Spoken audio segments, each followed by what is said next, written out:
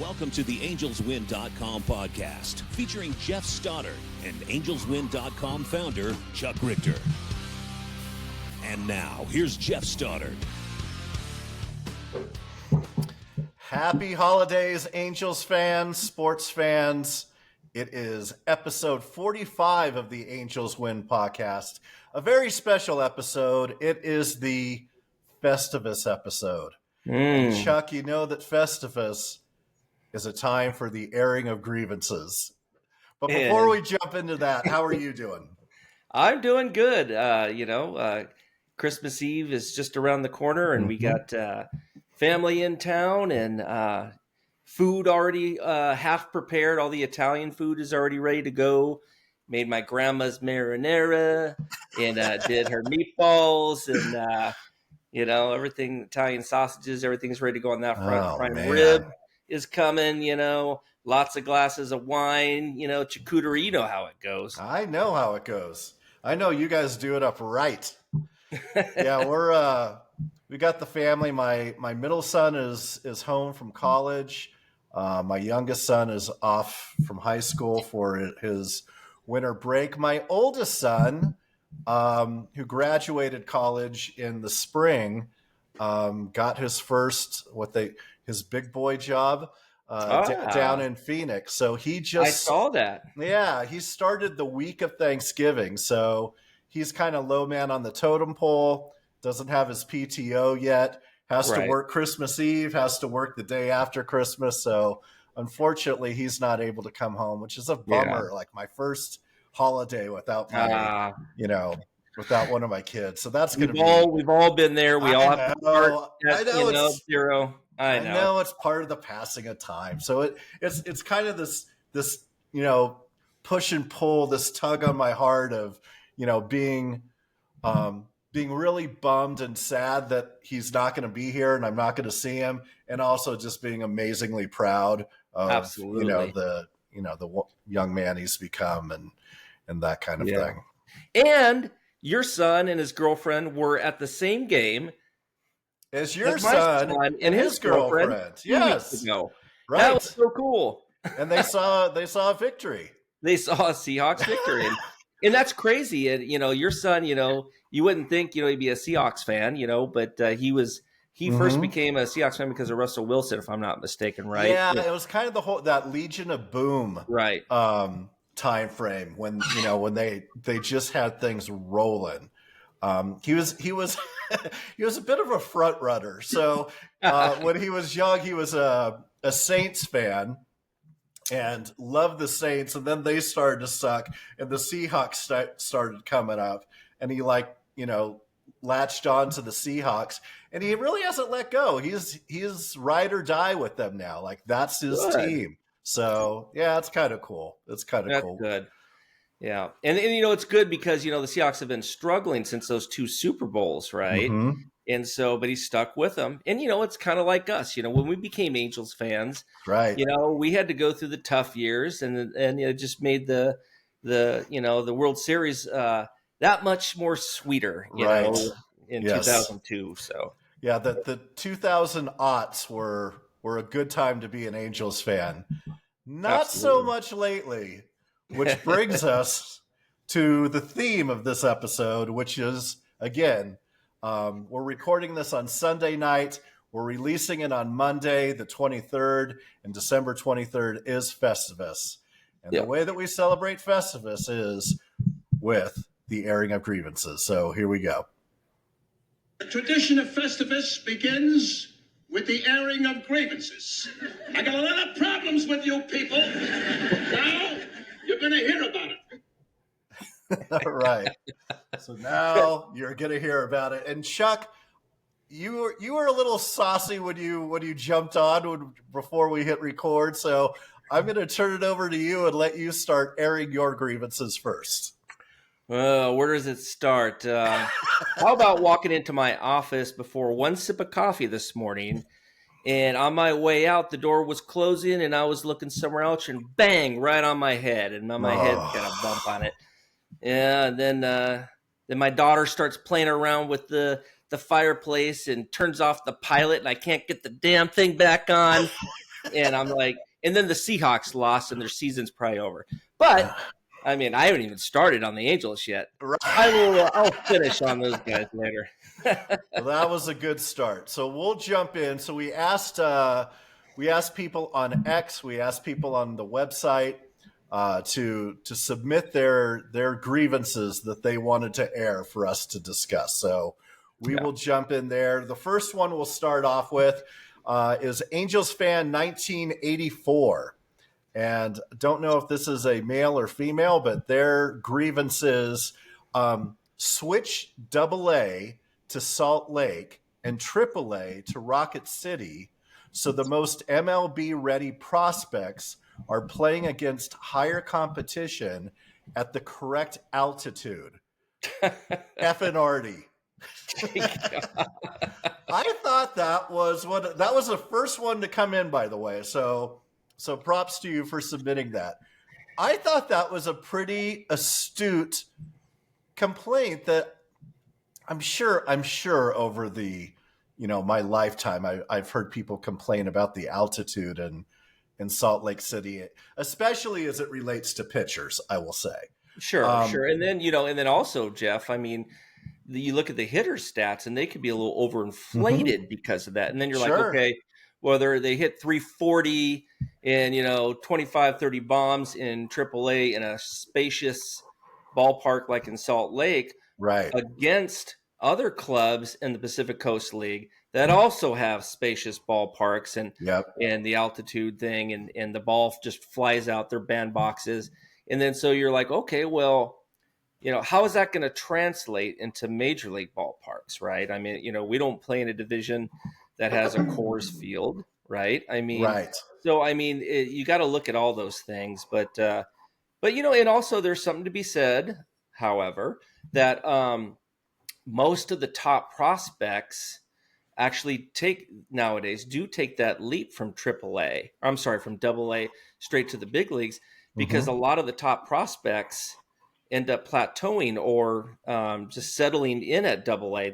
If they're dominated in AA, where a lot of the top prospects are, then why send them against into AAA where there's a bunch of journeyman guys that 4A guys that they're going up against that don't have the big fastball, and maybe the breaking balls aren't breaking like they would in the big leagues because of the the Coors Field effect, the altitude, right? Yep. And so you got to look at all those things, and so that would be my response, and to that. But I think I knew who Angels 1984 guy is. I think I met him. Another Italian. Yeah, he's a good guy.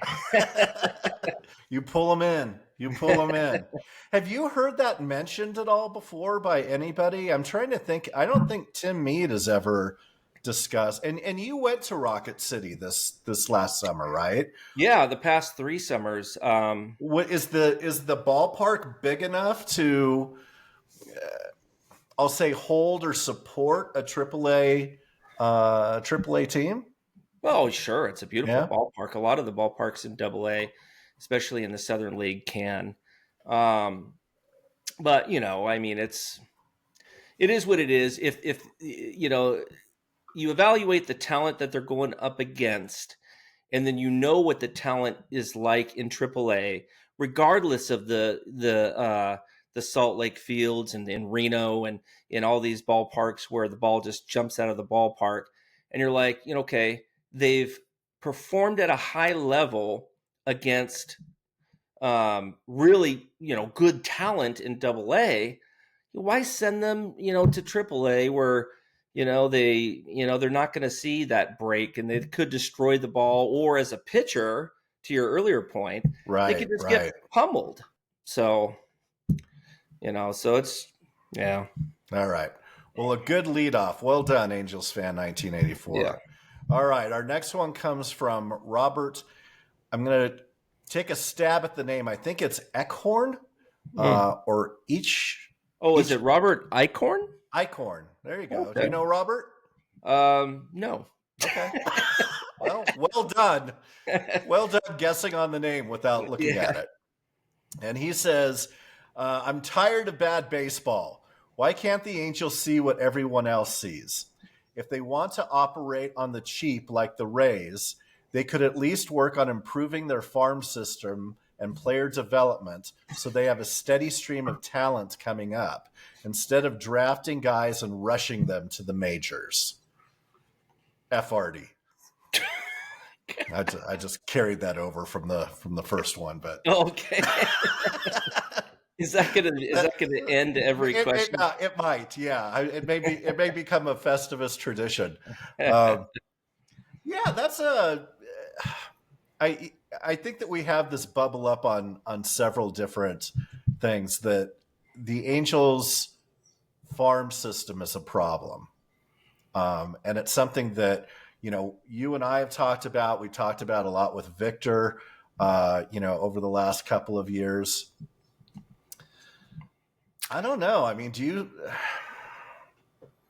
Well, okay. I'm not seeing a lot of intentionality in improving our farm system or making a good roadmap or game plan to get that back on track. Well, yeah, it seems like their roadmap has been to draft major league ready players, right? I mean, you look at Shanuel and the Zach Nettos and how quick in the Christian Moores of this past draft. These are guys that they're fast tracking, right? And they've evaluated the talent to see who could be, who has the most talent left on the board where they're drafting, and also who is quickest to the big leagues, right?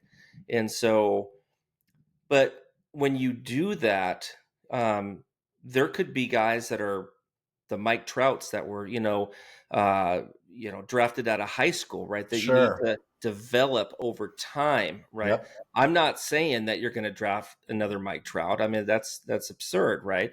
But what I am saying is that there are guys that you need to let them, marinate in the minor leagues and cultivate them and develop them. And if they have the tools necessary that are needed, right? And so when you're just drafting guys that have performed at a high level in college because they could be closer to the big leagues, that's great. And I think it'll work out for Neto and hopefully for more.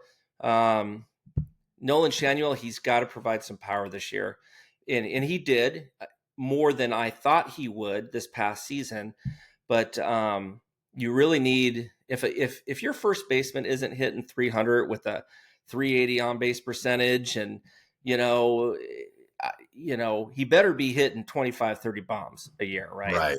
Otherwise, it's just an empty spot, right? Sure. In the lineup, and for a spot that should be a productive spot in first base, right? I mean, that's you need it to be, yeah. Right. So, we'll see how it works out. But the Angels did make some really good trades this past season.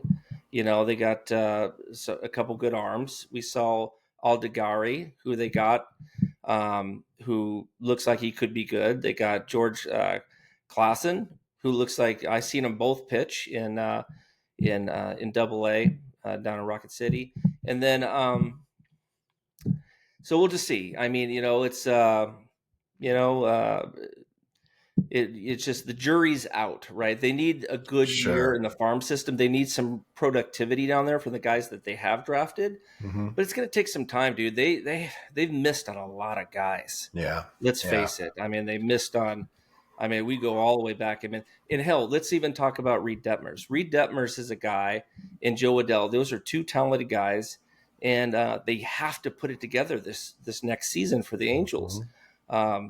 They just have to, right? I mean, Reed Detmers. We had Taylor Blake Ward on our show, who said that Reed Detmers is the most talented pitcher in the Angels organization, and he has all the makings of an ace, the top of the rotation starter. Right. And that's great and all, but he needs to perform on the field, right? He needs to get out of his head. Well, and he needs to do it consistently. Right. We've seen him have incredible performances. I mean, he's had one no-hitter. I think he had one hitter, a no-hitter that he took to the ninth inning. And he had the immaculate inning, right? And he is. We've seen it It's the consistency of time after time. But it was like, how quickly was he brought up after being drafted? And I know he's not with us anymore, but even like a Griffin Canning, I don't think Griffin Canning spent his first full year. He was another fast tracker. He came up down really in the quick minors. too. He came up halfway, 3/4 of the way through the season. I mean, they're just like. You could argue that, he and Sandoval were both rushed, right? Canning and Sandoval. Sure. And both of them are no longer with the team. Sandoval got a nice contract with the Red Sox. I was surprised at what they gave him. I was like, wow. I mean, good for him and all, but I mean, like. Any of you listening out there with young children, if you've got a boy, tie his right hand behind his back and make him use that left hand. Adam couldn't be with us. We were trying to get Adam and Katie to join us tonight. Adam couldn't come. Adam's son is a frickin' stud.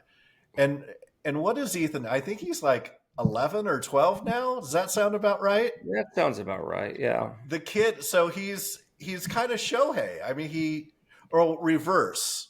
Right. No, he pitches right and bats left, right? Yeah. So he is like the kid is awesome though. But isn't he a catcher too? I think so, yeah. Because when you're in Little League, if you're a pitcher, you're not just a pitcher at that age. That kind of starts coming a little bit toward the end of high school. But he's going to be a stud. I can't wait to see what Little Dodge ends up doing. Little Dodge, I like it. Little Dodge. All right, we'll keep moving here. Let's see. This one is from Thomas Jones. Thomas says, my airing of grievances this year is to all those who blame Perry for everything. Honestly, show me someone who would do better with Moreno as an owner.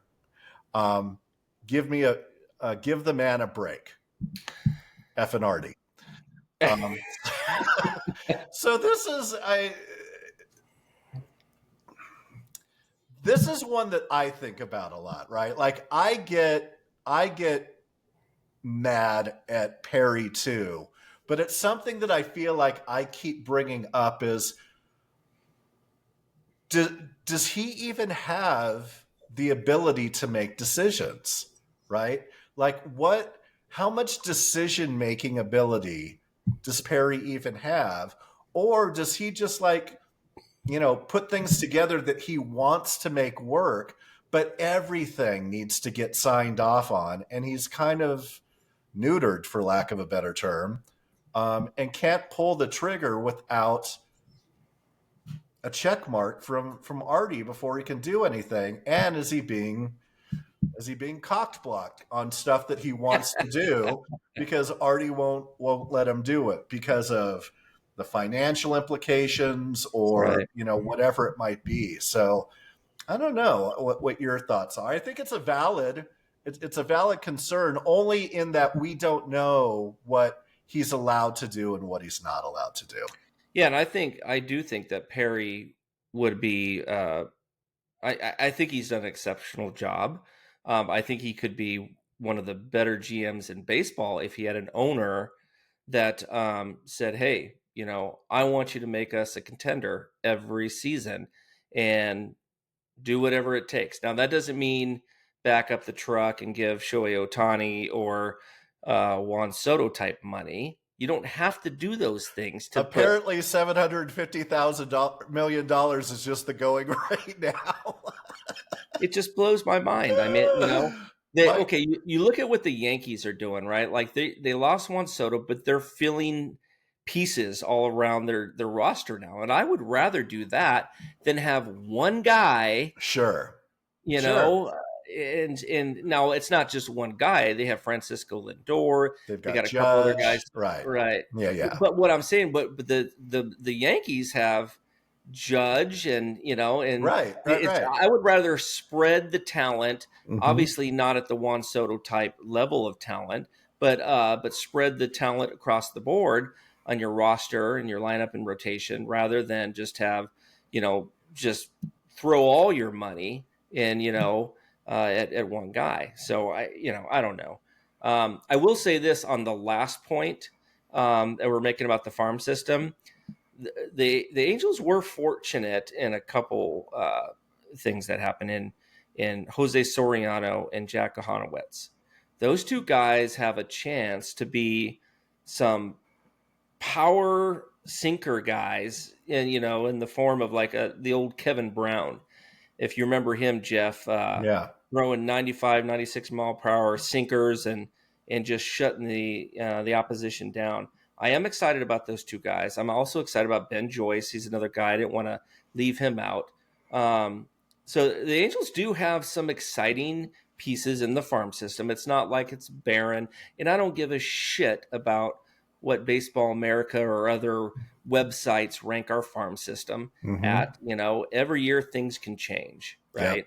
Yep. And when you're also promoting a lot of your top picks, they're not going to be a part of the prospect rankings anymore because they're no longer in the farm system. Sure. And they don't qualify to be a prospect anymore. So, there's hope. There's hope, but, F&Arty. Finardi. All right. I actually had several people that texted me over the last couple of days about their things. So Terry from Prescott, Arizona, and this is something that Katie also kind of echoed in our text string that we all have. But Terry said the lack of draft beer and fresh grilled hot dogs at Tempe Diablo Stadium. I can vouch for that. I was there last year. It was terrible. Yep. And Katie wanted to add on that the food at the Big A is. Oh, really? Yeah. Okay. So it's been a couple of years. I don't think. Gosh, I'm trying to think if I've been back since the COVID lockdown. I'm not sure that I've been out. I've seen them play when they've come out to Colorado, but I don't know that I've been back since the lockdown. But so you had similar experience in your trip. We'll see. I'm going to head back this year, and we'll see. There was no draft beer. There was the food sucked. They had those Amazon things where you go in and you pick you can get some beer in cans, right? And then you check out. And okay, I don't know about you, dude, but I like to see my beer when I drink it, and I like to have it in a cup. I'm weird that way, right? Whatever. And there was no cocktails. There were no cocktails. That's what would have pissed me off. Yeah. Like especially trying to sit through an Angels game, I need a cocktail. Like I can have a beer or two, but I mean, beer just like gets me full, and I'm like, it does, dude.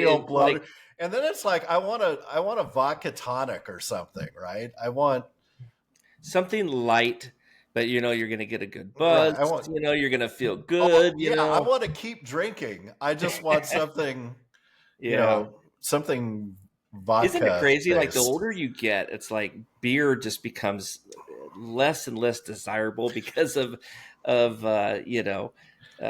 could happen later. I mean, like for me, I get bloated and want to belch and God forbid if I had garlic fries, then it's a disaster. It's like Chernobyl. Woo! Yeah, it's like, geez.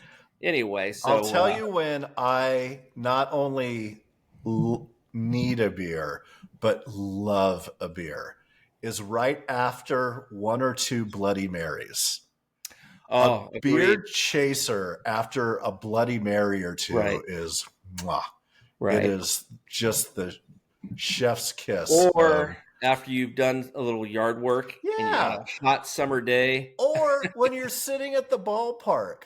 Yes. I love going to the stadiums, and I love, when they had like those trucks out there with like the brisket and barbecue and stuff going. I loved the smell of that, but when I go to a ballpark, I want a dog. I want a dog. I want a beer. Right. I want that experience. 100%. So it seems like that's a if it's good beer, but I'm not Right. I'm not gonna get a Budweiser or a Bud Light in a giant ass can, Right. and then you're halfway through it and it's hot, and why it just tastes like puke. It's like, God. All right, let's see. This is from the website. This is from Hubs. He says, I can't stand posters on Angels Win who disagree, calling me and other reasonably intelligent posters stupid. Angels Win is a free posting of opinions, even if they don't like them or don't agree. Doesn't mean that they are stupid, people. Get the fuck out. Is he talking about straddling? I'm gonna say there's Yeah. I love you, Scott. yes. Anyway. Yeah, it is a. Well, hey, Jeff, it's like anywhere, dude. Mm-hmm. You post your opinions on X, Facebook, wherever it may be, and or Angels Win. You're gonna get some pushback, right? Well, especially if you're like Hubs, and I love you, Hubs. But if you post 3 or 4 paragraphs of stuff, and it's gonna get picked apart, Sure. There's gonna be little cracks in there, And so, I mean, hell, I get pushback all the time. You're like, oh, that's a fucking dumbass take, Chuck. Right. And so, and sometimes they are, but but you know what? Hey, we've always said this from the get-go, right, Jeff? You got to have some thick skin if you want to hang around Angels Win. Well, and really anywhere in life. I was just going to say, it's like you read that stuff, it's like, really? First day on the internet, huh?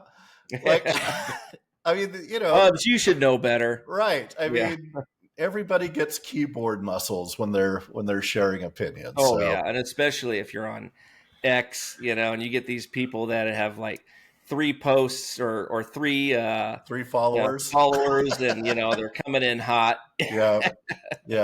It's a new account because their first 7 accounts got banned. Exactly. Right. Yeah. All right. This next one's from Efren. And he says, Mike Trout has not been healthy since 2020. Will we ever see the guy on the field for a full season again? Oh, God, Lord, please. And I'll tell you this, Jeff. I mean, that is really my hope for the next 2 or 3 seasons, that we can get at least Trout, outside of maybe a 15, day or 10-day thing, because he has a blister on his foot or whatever, right? But I mean, if he could stay fundamentally sound and healthy for a season, I think that he's going to put up 30, 35 plus home runs. He's going to drive in a ton of runs, and he's going to be Mike Trout. But can he? Who knows? I mean, I think he can. The talent is clearly still there. Mike Trout plays like Mike Trout. Right. And that is just means balls to the wall. Like, he doesn't, It's kind of like Darren Erstad, right? You couldn't tell a guy like Darren Erstad or Trout to, you need to pump the brakes a little bit. Bullshit. If he's DH, maybe. But when you're asking a guy to play center field, you're the leader out there, right? I mean, you have more space to cover, and I'm just gonna lollygag. I'm into this ball. No, he's gonna go all out, and so yes. I mean, maybe there's talk that he may get switched up to left field, whatever. But do they really have a good replacement at center field? I mean, you could Mickey Moniak, and then you got to have his garbage bat in the lineup, and then you could think about Joe Adell maybe, but Joe Adell turned the corner in right field defensively, and I want to keep him there because he played an exceptional right field. Right, just freaking get his brain or get him, with somebody on the bases, because he just turns into an imbecile when he's on the bases. Well, I was just going to say his baseball acumen on the base paths is startling every time that I watch it. Just like, what? Yeah. What are you doing? Yeah, like somebody short-circuited him, and he's like, "Oh fuck, I don't even know what the fuck to do out here anymore." How many outs were there? Was that a force play? Yeah. So, but there was certainly improvement, I felt like, with him the last half of the year. I mean, he did a great job. He showed power. He did, he was doing good at stealing bases in the beginning, and then he just, oversliding the bases, undersliding the bases. But the things that make Mike Trout special, that make Mike Trout, is that mentality that pushes him to play the way that he plays. Right. Which are the things that oftentimes get him injured. I mean, save getting, hit by a pitch on the hand and breaking a bone, and then he's out for 2 months. I mean, what are you going to do with it? And that's nothing on the training staff, right? Like, like like the soft tissue, the calf muscle thing, right? Anybody could get that. Sure. I mean, it's a soft tissue thing, right? The guy is stacked. He works out. You can't say, those are like fluke things. But I get it, Efren. I know why you're, why you would even ask that question, because it is a valid question. Yeah. But, so, I mean, all we can do is hope, that because I feel like when he's in the lineup, Jeff, he just demands that respect from everybody else in the lineup. And it's like, your leader, the captain of the team is, and so everybody just plays a little bit better. Sure. Right. And so you can always see, like, whenever, he goes down, the team just tanks. Right. I mean, slowly but surely, but they just, we got to keep them on the field. Indeed. All right. This next one's from the website too, from Blarg. Blarg. Oh God. A founding member. Angry man raises his fist to the clouds and screams. He says, just when I thought Perry had tight reins on a rebuild, they could start talking about Just when I thought Perry had tight reins on a rebuild, they start talking about competing in 2025. Screw that. We don't need any more squint really hard and you might see 90 wins. If everything goes perfect and you get career years out of fringe guys like Drury, but end up losing 99. If this team isn't ready, quit wasting trade and payroll resources on third-tier talent and embrace the suckage for another year. I can wait for more to be ready. I can wait for young staff to mature. I can wait for outfield and infield to stabilize. But what I don't want to wait for is them to retool this damn team with a bunch of mercenaries and never get out of fourth place. Effing Artie. I like that. Preach it, Blarg. I mean, it's kind of a bit about what we were talking about at the top of the episode, right? Is that the whole building with your youngsters, building your core, and I mean, there's such that we have been bad for so long.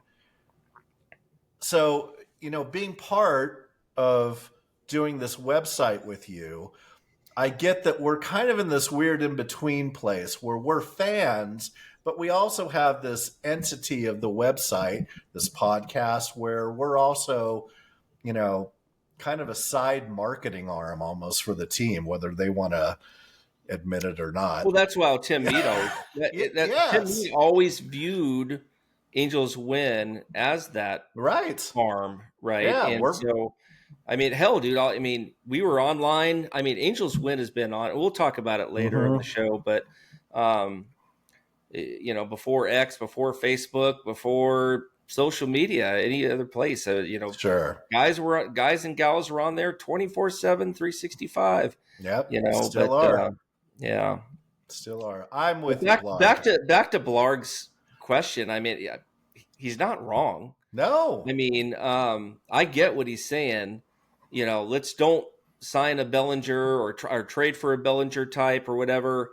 if you're going to invest, and I feel, Jeff, that, the Angels do need a frontline ace. I talked on our last show about how it'd be great if they signed Blake Snell. Well, that ship sailed.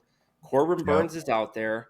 I honestly think, dude, that if they could do whatever they can to get him, he's a local guy.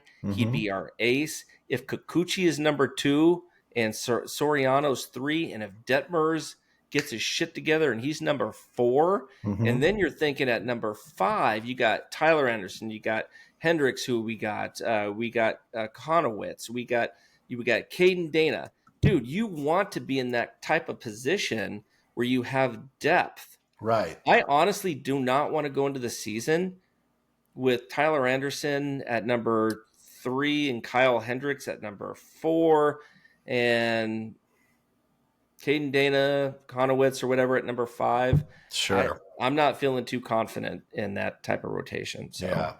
There's been some talk, and I don't know how much you've heard about it.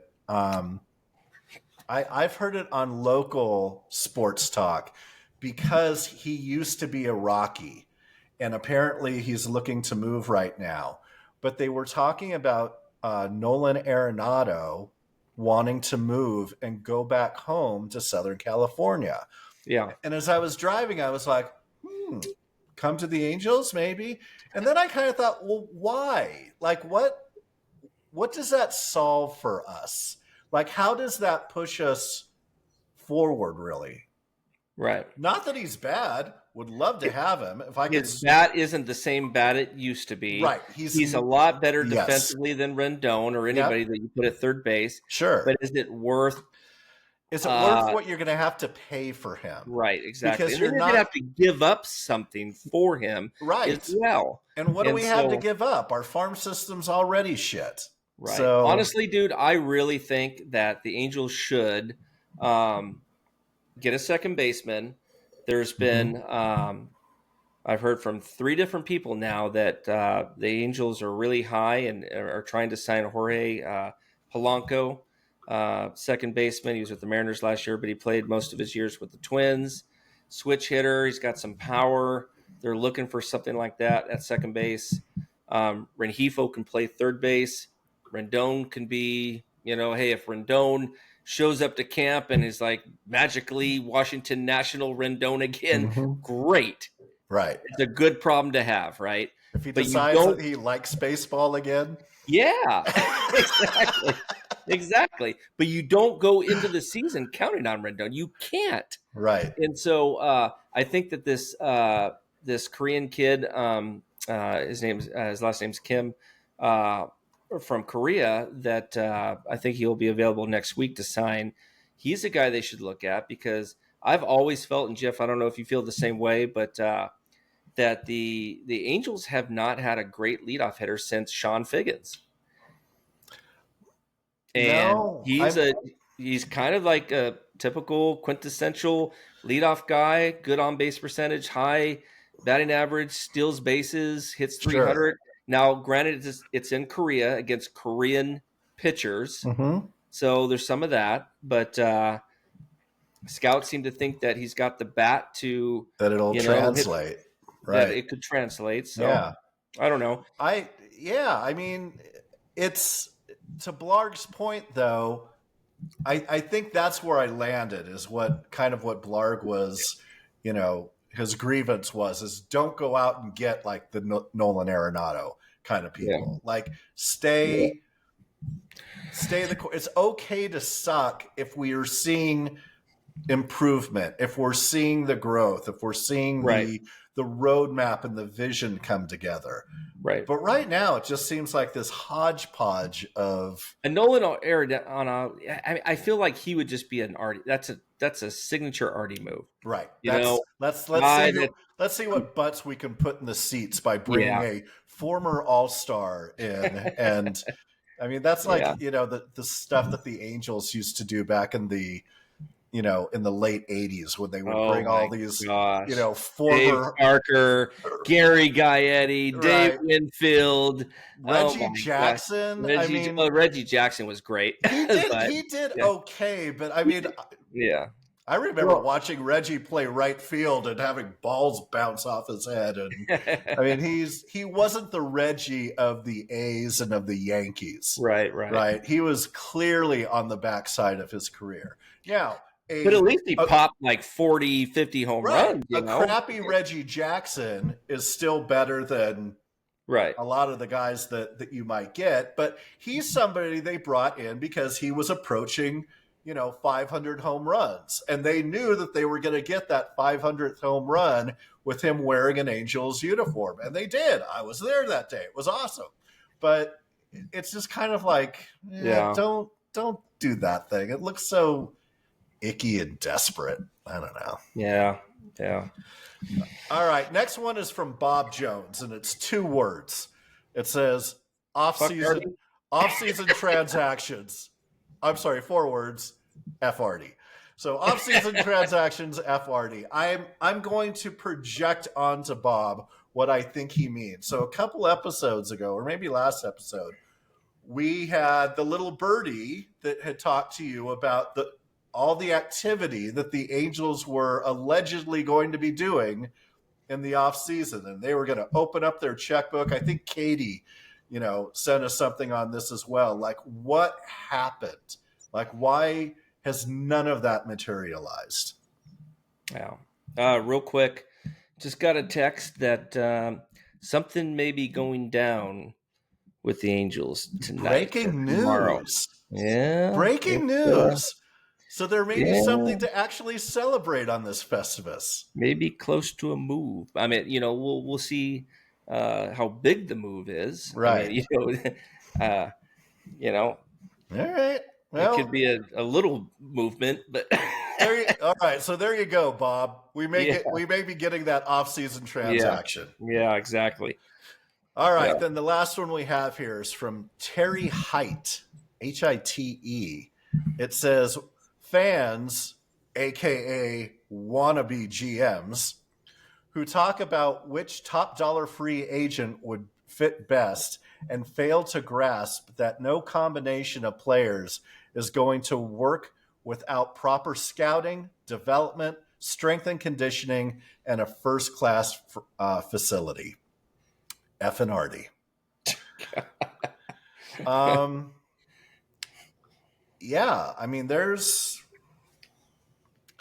organization has holes. There's problems with, and it stems from the top, right? I mean, it's kind of leadership down. It's Artie and below, and we've talked about it on this episode already of, what kind of autonomy does Perry have? Not only for getting players, but for building a cohesive organization with those pieces that were mentioned, a good scouting organization, a good player development, good strength and conditioning, the first class facilities. I mean, over the last couple of years, you and Victor and I have talked a lot about the Big A, and it's coming up on 60 years old, right? I think it's 58, 59 years old right now. 1966 was its first season. Has Artie even visited any other stadiums to see to see the state of the art, shit that they have for the fans these days? But it's like even Tempe Diablo. I remember going to Tempe Diablo in 2002, 2003, 2004, and being like, this is the coolest thing I've ever seen. And the Angels have their own facility, and it's all their own, and they don't have to share with anybody. This is great. And in the 20 years since then, all of these other amazing ballparks and facilities have been built in and around the Phoenix, Scottsdale area. And sometimes there's two teams that are in it, right. But they're massive. It's not like they're on top of each other. Some of them look like, miniature Yes, ballpark, like Major League ballparks. They are state of the like art the Cubs facilities. and the Dodgers. Yeah. And was it Salt River or whatever? I mean, just beautiful, beautiful stuff. And then you go to Tempe now, and it's like, well, this looks kind of the same as it did 20, 25 years ago. And what are we going to do here? And it's great scenery too, because you have the backdrop of the mountain, there. Yeah. And it would be great if they just leveled it and then just built that state-of-the-art type stadium there to have that same view. Right. And then in the interim, for a year or two or however long it takes to build, just play somewhere else. Just go, team up. Like you said, there's many that there's two teams that play at the same ballpark. Right. Right. So, I don't know. Yeah. Yeah. All right, Chuck. Well, those are everything that was submitted. Any other grievances that you would like to share on this Festivus 2024? I get a lot of texts, and I'm not sure I want to go through all of them, but maybe pick out some highlights. Well, Inside Pitch, he's a guy. Love that guy. He's a valuable member on our website. Super smart. He said that one of his gripes is that we wasted 2+ years with the nostalgia hire of Joe Madden when it was clear he had become a toxic dinosaur.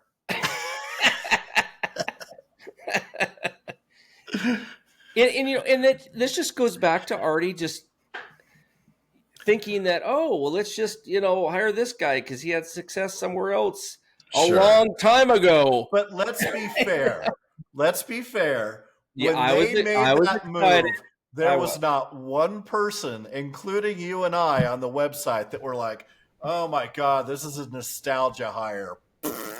Nobody wants it. Except for this guy. Except for that guy.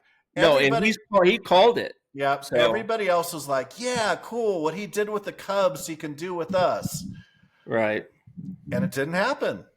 Yeah. It didn't happen. And he did. He had success with the Cubs. He had success in Tampa Bay. I mean, they didn't win it all, but they did well.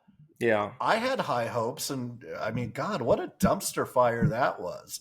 But it feels like with every manager that we've gone through over the last decade, it just sets us back another, 2 or 3 years, because when you bring somebody new in, you got to give them their space and their runway to make things happen and make them work. And I mean, my God, we almost lost 100 games last year. Am I excited about Ron Washington being able to turn it around? That point, I want to be. I want to be excited. Has the Ron Washington luster worn off? Yeah, I'm not sure how big the luster actually was. Well, there was a lot of hype, dude. There was a lot of hope. Yeah. There was more hope than hype. True. But I mean, you know me, I'm an eternal optimist. Sure. And seeing him talk the way he did and talking like no other manager's ever talked before, and I thought, well, God dang, man.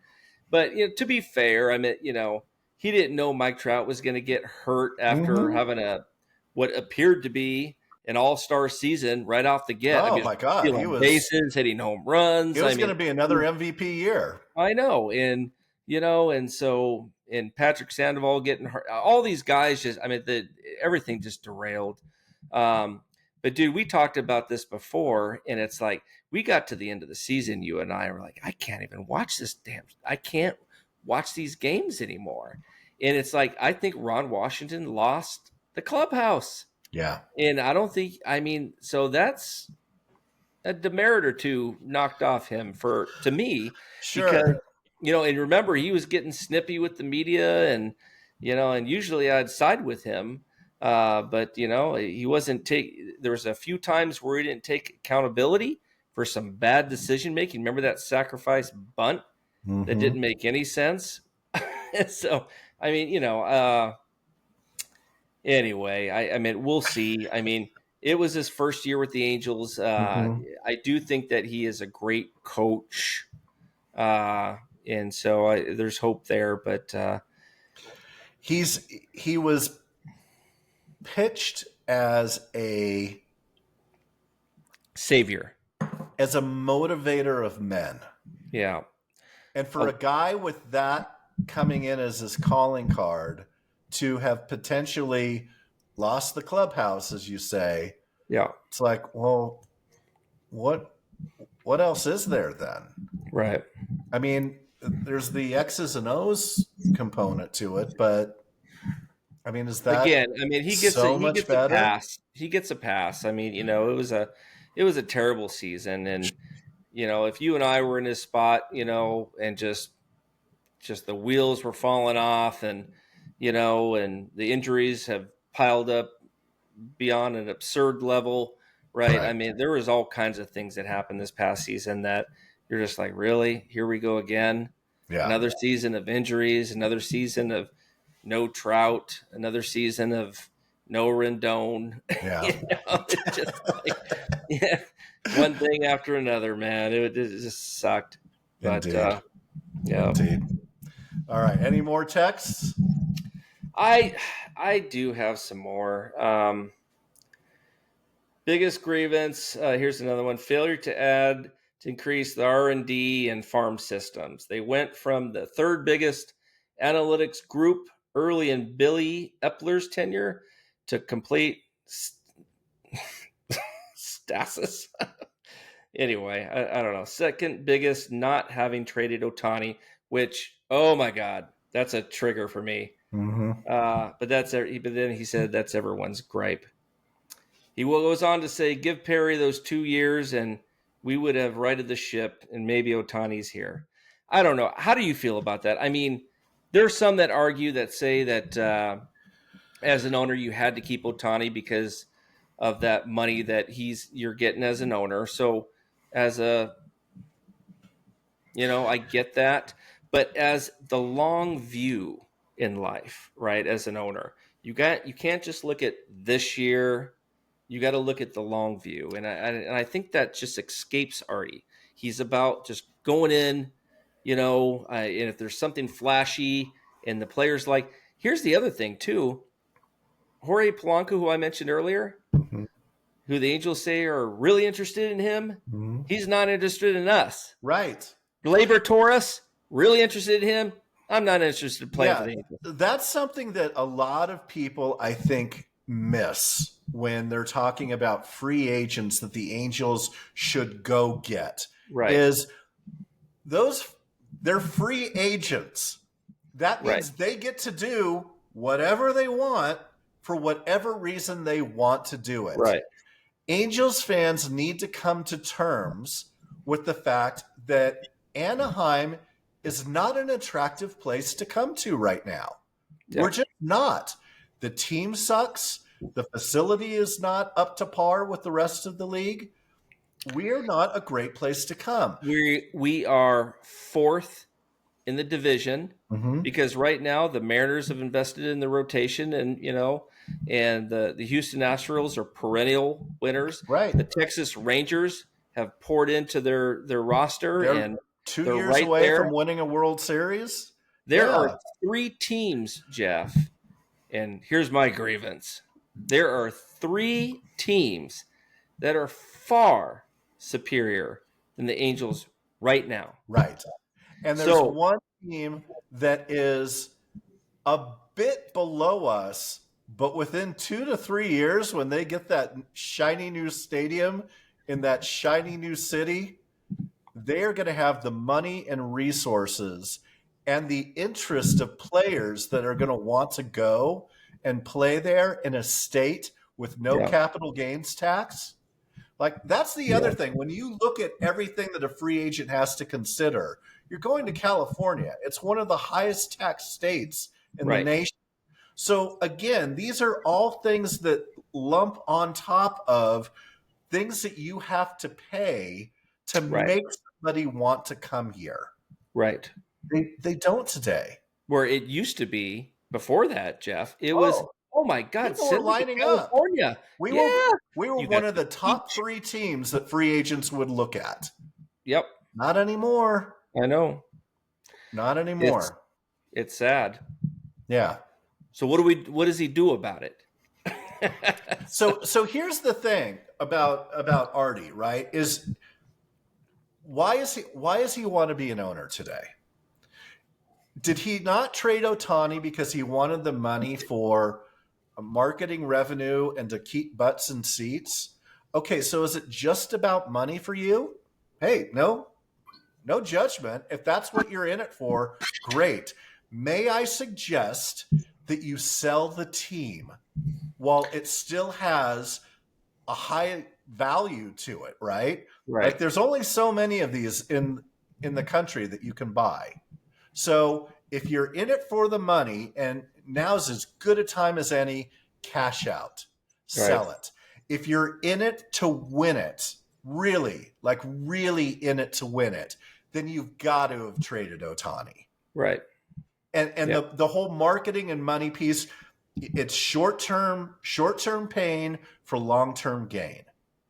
Yeah. But he didn't do that. He made a financial decision. Again, no judgment. If that's what you're in it for, great. But sell the team then. Right. Get your money now. Cash out and get somebody else in here that is 100%. That wants to do it, to do what the guys 25 miles up the freeway are doing. Right. And here's the thing, Jeff, and I said this I feel like 100 times on our past podcast.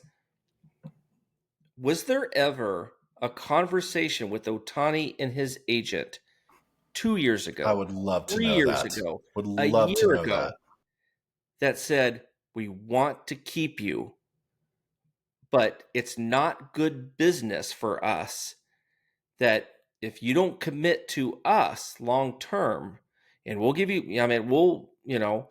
we'll give you what we think is fair value for you. But if the answer is no, and that you want to test free agency, we're going to have to trade you. Yep. And here's the thing: no hard feelings. Business is business. Right. If we trade you, we're going to go for you in free agency. Right. And we hope you'll come back. Unless whatever team we trade you to gives you an extension that that you just can't refuse, right? Then so be it. But in that case, you're welcome. Yes, but at least exactly. But at least we did due diligence, and we are investing in our team success going forward. Yeah. Okay. Yep. And I'm sorry, Artie's made enough money off the TV deal. I mean, for what he bought this team for. Oh my gosh. Compared to what he can make today. What? Even, I'm sorry. It just, every effing Artie, after every freaking grievance that's been sent in, and even the ones that weren't sent in, and even the ones that I couldn't read because they were nothing but curse words, sent in on email and here, it's like, they're valid. I mean, people have a right to be pissed. Yes. Because Artie has not invested in the farm system, in the international scouting. He hasn't invested in trading Ohtani, in never ever being able to get a top of the rotation starter for this team ever. And it's like, God, man. We are Angels fans. We were here before Artie got here. We will be here after Artie leaves. 100%. I am in it with this team. Yes. Until they're tossing my ashes over the ocean somewhere. Yeah. Like, I am an Angels fan through and through. I was here with Gene Autry, with the Disney Corporation, and now with Artie. I will be here with whoever gets them after Artie. Right. I feel an ownership to this team that he never could. Yeah. Because I get that he's a baseball fan, but he's owned, the Arizona team. He was a part owner there before the Angels. Maybe he was a baseball fan. Maybe. But like the stuff that he did when he first bought the team, it felt like he had his finger on the pulse of the fan base. He lowered beer prices. He like did the stuff that made us go, hey, this is awesome. I mean, if we're being honest, Disney tripped over themselves and landed on a World Series. Like it's not, they just that's not on them. No. That's on Bill Stoneman. Right. Bill Stoneman did a great job as GM. That's not on Disney. And the show where we're at, one of our first Angels Win merchandises that we ever had was an effing Stoneman shirt. I mean, we still complained about him, but the truth was he made that happen. Disney had no internal knowledge of baseball and how it worked. They just turned it over to guys that knew the sport, that knew the game, and said, here's your budgets, here's your money, go build the best franchise that you can. And they tripped and fell into a championship in 2002. Artie came along and bought that, and really, I think for the first 7 to 10 years, I feel like did a good to great job of driving the franchise. But my God, the last decade has been, whew. Yeah. And the last 3 to 5 years has been horrible. Yeah, he's done. And that's okay. You had a great run. Sell it. It's time to turn over the stewardship of this organization to the next owner or group of owners that is going to, again, do something similar to what the Dodgers you did are doing. When you first bought the team. Right. The passion.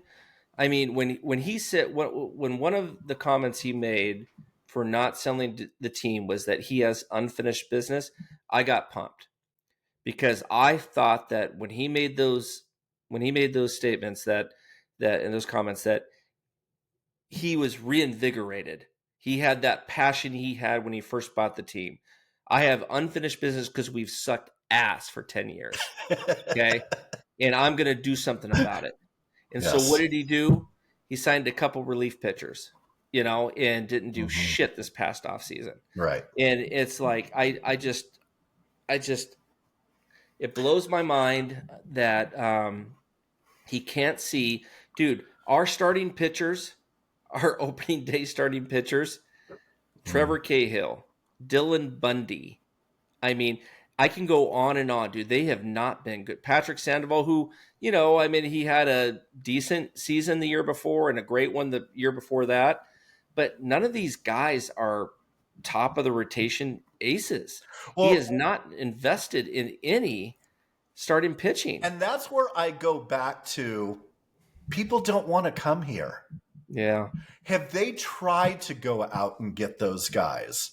Yeah. And those guys are like, either one, no, I'm not joining your dumpster fire that you've got and you always hear, Jeff, oh, well, player A's wife is from the East Coast, and give me a break. Whatever. If you offer enough money, they'll come. That's the thing. So either one, they just say, no, I don't want to go play for your dumpster fire. I want to go win before I retire. Or two, sure, I'll come play for you. Here's the price tag to play with you. And it's 20% higher than anywhere else that I would go because of where I'm having to end up. Yeah. And maybe that's why we're not getting them. And I wouldn't be shocked to hear that. But there's no transparency with this. You even hear about Mike Trout reaching out to some players during the free agent period, right? Sure. Where he's like, come play for us. And they're like, I love you, Trouty, but I've heard some bad things. Right. Right. And then, Trout being the honest person he is, like, well, I can't lie. So, the stories you hear about the facilities and the workout equipment being faulty or, not being replaced. And it's just like, on top of the fact that they're playing in a freaking old ass stadium, right? That's anyway. It's just all right. Well, there you go. There's the Festivus airing of grievances. got a lot of problems with you people, and you're going to hear about it. So there we go. All right, a couple things before we wrap up. By the way, in true Angels Win podcast fashion, Chuck and I came into this going, yeah, let's do like 30 minutes, maybe 45. I think we've got enough content for there. So we're now at about an hour and 5 minutes. So we've still got really? Are we really over an hour? Oh, yeah, dude. I feel like we just been talking for a few minutes. We still got a couple of things to hit on. So one is yesterday, baseball lost a true legend. A guy that was one of one is what I put on my X post about him. I mean, I feel so lucky to have seen, a handful of players play in my life. I saw Nolan Ryan play, right? But I saw Rickey Henderson play ball live. He was such a character and such a gamer. I think that, he was kind of the way that Pete Rose played, I think, from things that I've seen videos back in the 60s and 70s, just all out, was kind of how Rickey played. And he was a bit of a challenging personality, right, for a lot of people. But my God, you cannot question the guy's talent and what he was able to do with his, 25-year career. Yeah, and Jeff, I totally agree with you, man. I mean, he, one of the first games that I can remember going to, because, I've been to a bunch when I was a kid, but one of the more memorable ones was when the Angels played the Oakland A's. It was a doubleheader. It was raining, but the day before, and so it was postponed. So, and it was even raining that day, and there were some delays and stuff. But he played against the Angels, and I was there for almost both games, and I was in high school. And dude, this guy stole like 6 bases in both games, like it was no big deal, right? And a great plate discipline and his eye at the plate, and he could still pop a home run. Whenever he came up to the plate against the Angels, I was like, just put him on first base, and you might as well just put him on second base. Well, I was looking for the post. Somebody had a post on our website about him being one of the greatest leadoff hitters of all time, and how here it is. It was Justin on the website said Rickey walked 796 times leading off an inning, and Angels fan 1984 came off and said a leadoff double without getting a hit. And that's what it was. Like, you walk the guy or the guy got a single, it was an automatic double because he was standing on second base within 2 or 3 pitches. He was just a stealing machine. You know what blows my mind, Jeff, is that he was fast, but he wasn't like Vince Coleman fast. But he was smart. The guy could read pitchers like no other. You remember his crouch when he was getting ready to steal? Yeah. I think he figured it out. Yeah. Like, he could see the movements in the delivery to know exactly when to go. It was all slow motion for him. Right, because his jumps were beyond, like, he was already halfway there before the ball even got to the catcher sometimes. And it was like, why even throw it? Yeah. Yeah. And so, and it's crazy, that he played for the Angels and he got off to a great start before he got injured. And it's like, it just blows my mind that even in his older years, in his late 30s, that he was still stealing bases. Like, it's no big deal, like he's just in his 20s. So, I miss him, dude. Yeah, my post on the website after he passed was, I kind of always felt a little bad because the day that he broke the stolen base record was the same day. Later that afternoon, Nolan Ryan pitched his 7th no-hitter. And it kind of stole some of the spotlight. Like, he didn't have his day. Like, they had to share this thing, which was, I don't know. He deserves all the flowers that he's getting. Two legends, though. I mean, Nolan Ryan. I mean, probably no hitters are like, sure, sure. Rickey Henderson. Just another, historical freaking thing that nobody's ever going to beat ever.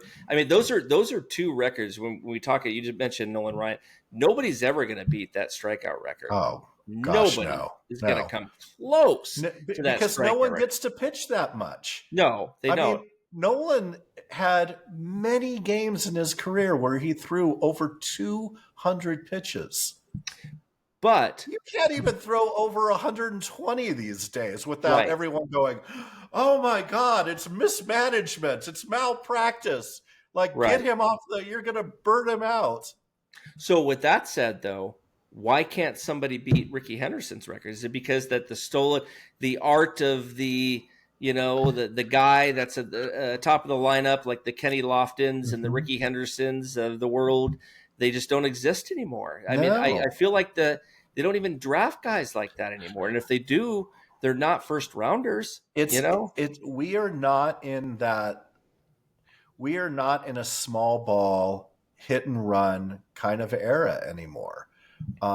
It was always get on base, do whatever you have to do to get on base. And now the logic is swing away.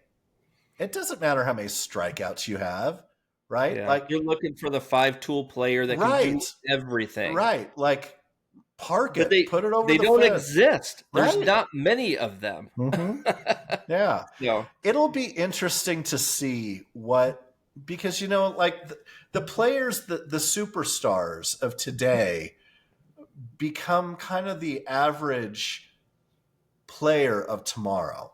It will be interesting to see in 10 years from now the impact that Shohei Ohtani has on the generation of kids that are 12, 13 today that are like, I want to pitch and I want to hit and I'm super fast. So I want to steal bases too.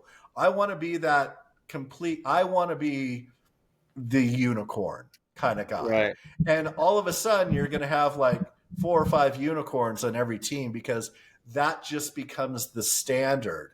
Because people see what he's doing and go, I'm just going to use that as the baseline, as opposed to that being, the top of the mountain. I tell you what, Jeff, seeing what Ohtani did with the Dodgers is what I envisioned and hoped what would happen with the Angels. And it was an amazing season. It's an amazing season, and I don't hate him. He didn't even pitch. I know. Like, what's next year going to look like when he actually gets on the bump? Yeah, it's just, I mean, the fact that we could not keep a generational player like him just pisses me off. Right. And okay. You revealed to the press that you met with Ohtani, and Ohtani said, "Fungu, I want to test free agency, and I want to go to play for the Dodgers." Then you're like, "Okay, well, I appreciate what you did here, but Fungu, back to you." But you're getting something for him. You're getting a haul of prospects, like with the Nationals got for Juan Soto in that trade to the Padres, right? Yep. And now they're set up for success. They got some great ball players in that trade, and it could have been us. And that's my grievance again. All right. Last thing. This is our last episode of the year, and 2024 was the 20th anniversary of AngelsWin.com. So kudos and cheers to you for. I'm empty. Give me a second. All right. Oh, by the way, what are you drinking today? I am drinking a 2020 Sonoma Zinfandel. Oh, nice. From the good people at Sweetheart Winery. Is that a local It winery is. in Colorado? It's a local winery that does small batch stuff. Really, okay. But they import all of their grapes from California and Washington. So okay, these are Sonoma County grapes. But yeah, good. I just went out to Kentucky yesterday to get this Bullet single malt, and it's quite tasty. That looks yummy. It's got kind of a caramel vanilla finish, like toast on the nose. Kind of smells like it's kind of toasty. A little burn going in, but not going down. Okay, which is kind of reversed in a lot of bourbons, right? Sure. Sometimes you'll get it, it's like, wow, that tastes good, and then the heat comes in. Yeah. Right. This one's a little reversed, but then the finish is good. So nice. I may have to top my night off with that. So, cheers to you! Happy anniversary, 20th anniversary on your creation of AngelsWin. Thank you for having me along for the ride for the last 20 years. It's been a blast. It's amazing. It's been that long. I stumbled on the website when I moved from Orange County up to the Sacramento area for a job with WebEx that then became Cisco when Cisco acquired us. That's right. Yeah, I remember that. I was like sitting, up in Eastern Northern California, like there's no one here to talk Angels baseball with. And I found the website like very quickly after you launched it, and have been fortunate to be on the ride with you this whole time. It's been great. What are some of your, give me one of your best memories of the last 20 years? I think there's been, oh my God, there's been so many, it's hard, but, and I don't know if you were there for this one, but, after Nick Adenhart passed away, we had our summer fan fest in California. We were right under the Big A, and we asked Timmy to come out because as a website, and you remember you were part of this. We put a collage of pictures that one of our photographers that was down there for the Cedar Rapids ball club where Adenhart, the Colonels, where Adenhart pitched, and then he gave us some good content, on Mike Trout later on, but he became really close with Nick, and so it really hit him hard, and so he shared a lot of pictures with us, and then so what we did is we put together. Correct me if I'm wrong, Jeff. I think it was like a 20 by 20 or 25 by 25 nice collage of pictures that was well done in a cherry wood frame. We did two of them, one for Nick's dad and one for Nick's mom. They were separated or whatever, but and so we had Tim Mead come out, and we had a big 150 people or whatever and stuff out there, and then Tim Mead came out there, and it was cool. He actually brought Wally Joyner's daughter, who was interning in marketing, and so we presented the two pictures to Tim and to give to both the mom and dad of Nick, and after all that was done, Tim Mead came over to me and said, "Oh, and by the way, we're going to give you a press credential as a website. We love what you guys have done. We love your articles. We love your passion, and you put out good content and stuff. And this is before Twitter was a thing. Facebook was just coming up. They were still calling us bloggers back then. Yeah, exactly. And that was in 2009. And then heck, the very next day I got in the booth and I had to dress up and, and so I got to go down into the clubhouse, and I was able to interview Torrey Hunter and Brian Fuentes, because both of them were going to the All-Star game. and talked to Howie Kendrick and a few of the other guys. That 2009 club, as you remember, was stacked, and it still pisses me off that we couldn't beat the Yankees, and because we finally beat the Red Sox. Yep. And I go back, in 2009 was a special year, you know, and you remember that game that Jared Weaver pitched right after Nick passed. And that was an emotional game. Not a dry eye in the house. Yeah. Yeah. And so, and, you know, and I tell you, man, that was, so that's up there, right, Jeff? And we've had some good fan fest over the years. Artie coming out when everybody loved Artie, right after Artie signed Albert Pujols and C.J. Wilson. Yep. And he was ready to bask in the glory of what he had done that offseason. He was at the top, and we were all ready. It was flowers left and right for the guy. I mean, yeah. And again, that's kind of like when he was in. Like he was wanted to be involved with the fans. That was what, Jeff, like 7-8 years after he bought the team. Yeah. So he was still investing. And hell, he got Vladimir Guerrero, he got Bartolo Colon, he got all these guys, Torrey Hunter later and stuff. Yeah. And so, I mean, he's tried, you know, his first 10 years were really good. Yeah. You know, and then they weren't, but it wasn't, I didn't think, for a lack of trying. I just thought it was a lot of bad decision making. Right. Yeah. But again, the last 3 to 5 have just been it's not there anymore.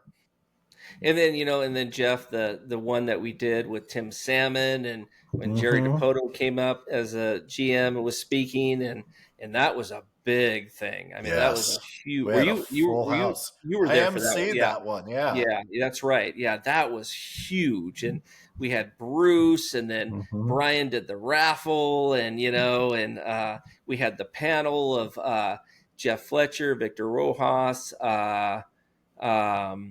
Oh gosh, there was the large gentleman that passed away. The Big Nasty. Yes, I forget his name though. I'm too drunk to remember. And he passed away actually the day. Joe McDonald. Yes, Joe McDonald. Yeah, he passed away the day of our fan fest, like 3 years later. Right. Yeah, and we were Yeah, that was a weird one. He came out. He did a couple. He did a couple pieces for our website. Yes, yeah. He came out and smoked cigars with me and Bruce and Brian and David Saltzer and a couple other guys from the website, and it was a good time. And Ellen Bell, remember her from North County Register? Yeah, sure. And so, I think to wrap it all up, it's really just yourself and the community and everybody involved just being a part and having tentacles in this whole success of the website. And just for me, I started it because I just wanted to talk to people about Angels baseball. Sure. Right. And so, and it just exceeded my expectations. Right. And so, I went to Tim Mead with the website. I said, "Hey, take a look at this. Does it look good? Does it look good?" You know, I picked his brain on how we could do things better, and it just took off. And that was back in 2003, and then we launched in 2004 after we got all those guys: Jose Guillen, Bartolo Colon, Kelvin Escobar, Vladimir Guerrero. One of the best off seasons ever, right? So yeah. Well, kudos to you. Happy 20th anniversary as it comes to an end. Next year, looking forward to the graphic that you're going to create. Next year, AngelsWin turns 21, which means the website is going to be old enough to drink. And as Chuck pointed out to me before we hit record, and go to strip clubs. So we'll try to incorporate some form of one or both of those into the next year's logo. But I was just saying. For the record, right, the one could be a poll. Yeah. Because you wanted to hang, you wanted to put beer or whatever. I don't know what you were thinking about doing with that one, but I was thinking a beer mug or a cocktail glass is the one, but I guess a stripper pole would work as well. Anyway, for all of you that have been on this journey with us, whether you joined in the last couple of months or whether you've been on board for the last 20 years, thank you for your participation in our community, both on the website, listening to the podcast, interacting with us online on X, on Facebook, on the other social platforms. My favorite memories are the people, those that are still here, the warm feelings I have for those that aren't and that we miss, especially as we go into this holiday season. Right. But we do this because we love the team and we love talking about baseball and we love talking shit about things. But we, like we said, we've been here for a long time and we'll be here for a long time more. So on behalf of Chuck Richter, I'm Jeff Stoddart. We wish you all a very happy Festivus, a Merry Christmas, a Happy Hanukkah, and a blessed New Year. We'll see you in 2025. Thanks for listening to the AngelsWin.com podcast with Chuck Richter and Jeff Stoddart. Until next time, go Halos.